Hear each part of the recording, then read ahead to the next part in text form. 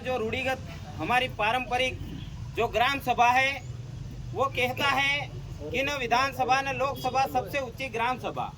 आज जो शासन प्रशासन है वो झाबुआ जिले में आदिवासियों के संरक्षण के लिए यहाँ पर है या फिर आदिवासियों का विनाश करने के लिए, आदिवासियों के जल जंगल जमीन को छिनवाने के लिए यहाँ पर स्थापित है।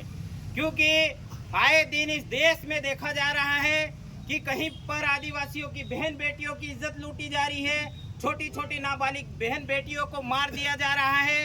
तो कहीं न कहीं पूरे देश में जो षड्यंत्र है वो आदिवासियों की जमीन छीनने का है। तो हम सरकार से पूछना चाहते हैं कि इस देश में बड़े बड़े दावे करना, इस देश में आदिवासियों के संरक्षण की बात करना, इस देश में आदिवासियों के लिए अलग से कानून बनाना, ये सिर्फ क्या दिखावा है?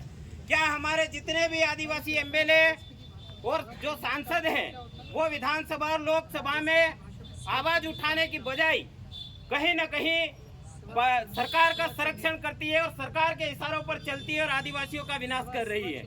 हम हमारा हक अधिकार मांगते हैं, हम किसी से भीख नहीं मांगते।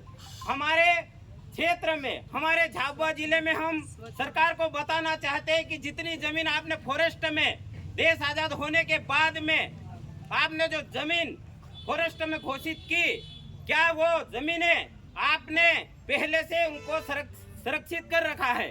क्योंकि समय आने पर इनको जो भी उद्योग या बड़ी बड़ी सिटी या फैक्ट्रियां बनाना होगा उस समय उस जमीन का उपयोग कर सकेंगे। हमारा तो यही मानना है, क्योंकि आज हर पंचायत में आदिवासियों के पास लगभग अपने अपने मकान बना सके इतनी जमीनें बची है। क्योंकि हर पंचायत में जो थोड़ी बहुत जमीन बची है वो सरकार ने फॉरेस्ट में घोषित करके उसको फॉरेस्ट बना दिया और उसकी बाउंड्री बना दी। अब थोड़ी बहुत जमीन जो हमारे पुरखों ने गाय भैंस चरने के लिए, चरवाह के लिए वो जमीन छोड़ी थी, आज वो जमीन कहीं न कहीं सरकार को नजर में आ रही है। तो आप ये बताइए कि देश का जो मूल मालिक है, 5 जनवरी 2011 का जो सुप्रीम कोर्ट जजमेंट है कि इस देश में 92% जो बाहर से आए हुए हैं और 8% आदिवासी इस देश का मूल मालिक है, ये सुप्रीम कोर्ट बोल रहा है। तो आप क्या सुप्रीम कोर्ट को मान रहे हैं? आप क्या इस लोकतंत्र को मान रहे हैं? क्या आप इस देश का जो संविधान बना है उसको मान रहे हो क्या? ये हम पूछना चाहते हैं।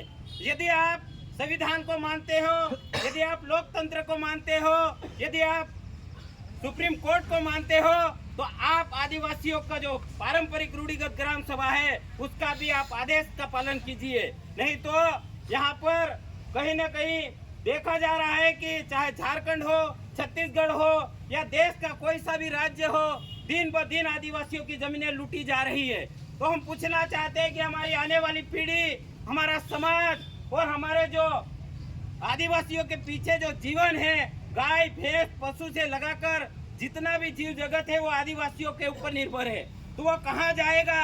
आपको तनिक भी दया नहीं आती सरकार को?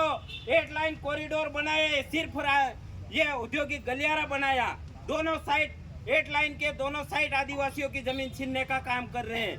हम सरकार से मांग करते हैं कि आप 13(3) का पालन कीजिए, आप अनुच्छेद 244(1) का पालन कीजिए, आप 5वीं अनुसूची का पालन कीजिए, आप लोकतंत्र का पालन कीजिए और आप संविधान को मानिए।